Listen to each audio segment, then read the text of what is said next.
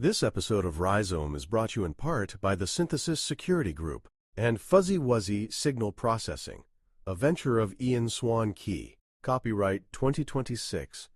All rights reserved.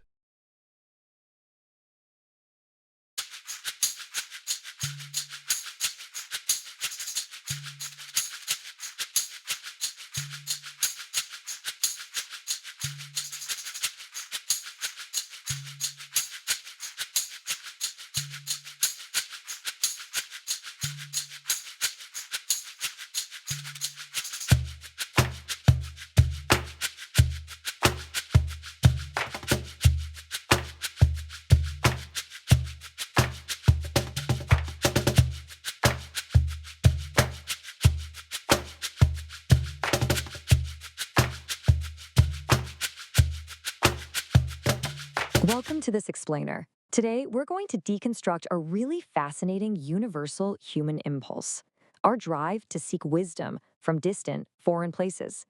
We'll explore exactly why we do this. And ultimately, we're going to prove that physical travel is often just a really elaborate, external metaphor for a much deeper internal upgrade. All right, let's dive right into this by looking at a pretty wild historical paradox. For centuries, Westerners have looked east, often specifically to the Himalayas or India, for deep spiritual answers. Yet, if you look at ancient Chinese history and mythology, their famous monks and masters were looking to the west, specifically toward India, for their profound wisdom. So why do we always assume the ultimate truth is sitting on a mountain 1,000 miles away? Well, this beautifully illustrates the answer. Different cultures essentially project whatever psychological pieces they're missing right onto the other. The West typically seeks the East to escape hyper-rational materialism, right? They're looking for mysticism and intuition. Meanwhile, the East historically sought out the West looking for uncorrected original source material and structural doctrine, like the Buddhist sutras. What this tells us is that the actual compass direction of enlightenment doesn't matter at all. The other simply acts as a blank canvas. Moving into Section 1, the compass of enlightenment and the archetypes of the seeker. So the crucial point here relies on a really interesting concept called structural displacement. In simple terms, it just means leaving the familiar to bypass your own cynical local filters. Think about it. Whether you're Alexander the Great exploring unknown lands or the famous Chinese monk Xuanzang from the epic Journey to the West, you are engaging in this displacement. You literally have to leave the familiar behind because you naturally discount the wisdom of your parents, your neighbors, or your local teachers simply because you already know all their flaws. And these differing assumptions highlight something absolutely profound. The romantic mystical explorer of the West and the dutiful structural scholar of the East are actually running the exact same psychological hardware. They both assume the destination holds the key to fixing their local system. But really, it's the act of traveling to that blank canvas that sets the stage for real change. Which brings us to Section 2, the engine of cognitive friction and the mechanics of the hero's journey. Now, to actually change a deeply ingrained worldview, your brain literally requires this phenomenon, cognitive friction. It's basically a shock to the system. Geographic displacement strips away your familiar environmental cues. It strips away your native language, your social status. And this induces a state of deep vulnerability, which actually forces your brain into hyper-awareness and neuroplasticity. You're finally receptive, simply because your old habits cannot help you in this brand new environment. This step-by-step breakdown shows exactly why a mysterious sage sitting 3,000 miles away is far more convincing than your local priest. First off, you don't carry local prejudices against a total stranger. Second, cognitive friction is literally rewiring your brain to be open. And third, you enter what's called the liminal space. This isn't just physical geography, it's the boundary of the known map. You've crossed into a domain where your old rules no longer apply, which, if you think about it, is the only place you can ever find something genuinely new. Let's shift gears to Section 3, Wisdom Without Moving, the plot twist of the myth. This stunning quote by T.S. Eliot basically captures the ultimate plot twist of our explainer today. The physical journey across the desert or over the mountains is, in the end, just an external metaphor for an internal restructuring. It's exactly like Santiago in The Alchemist, who travels all the way across North Africa only to find out his treasure was buried exactly where he started his journey in the first place. You see this beautifully illustrated in Journey to the West, too. When the monk Xuanzang and the Monkey King finally reached the Buddha in India after years of perilous travel, they were initially handed completely blank scrolls. No way, right? But the ultimate truth of Buddhism is emptiness, or sunyata, which exists everywhere. You don't actually need to travel for it.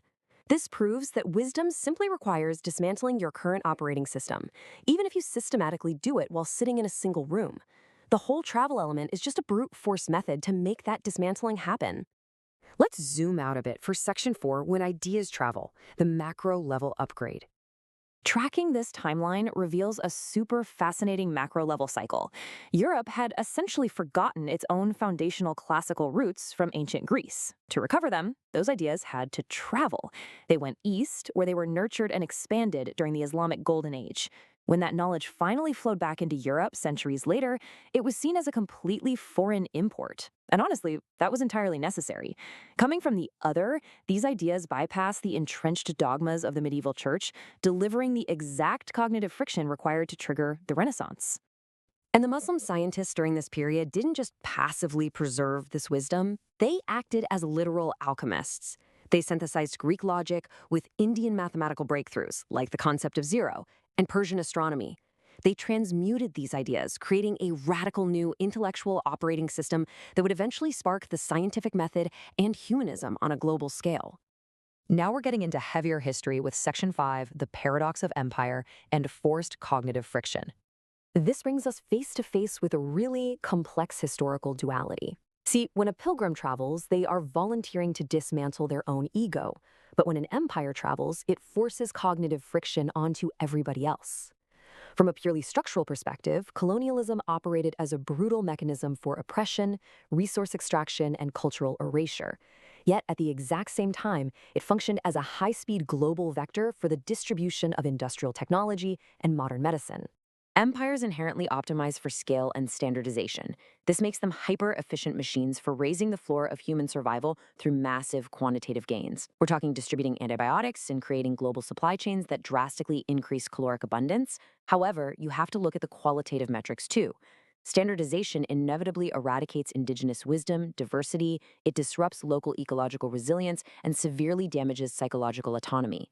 It provides the technology to survive while often destroying the localized cultural fabric that explains why we live in the first place. Finally, let's tie this all together in Section 6, Upgrading the Human OS, Synthesizing the Global Tapestry. Whether we're talking about the monk Xuanzang walking voluntarily to India to find uncorrupted sutras, or colonial ships involuntarily imposing new global systems in the Americas, we are ultimately observing the exact same underlying phenomenon.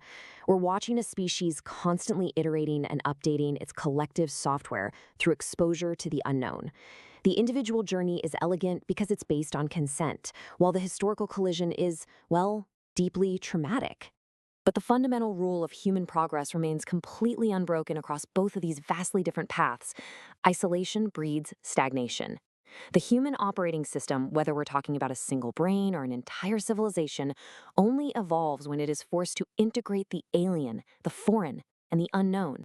Which brings us to the ultimate question for you as someone deeply curious about the world. Knowing that cognitive friction is absolutely required for real wisdom, are you willing to do the hard work of dismantling your own operating system voluntarily? Or are you going to wait until the chaotic forces of history do it for you? I'll leave you with that provocative thought to reflect on as you navigate your own pursuit of wisdom. Thanks for joining me in this explainer.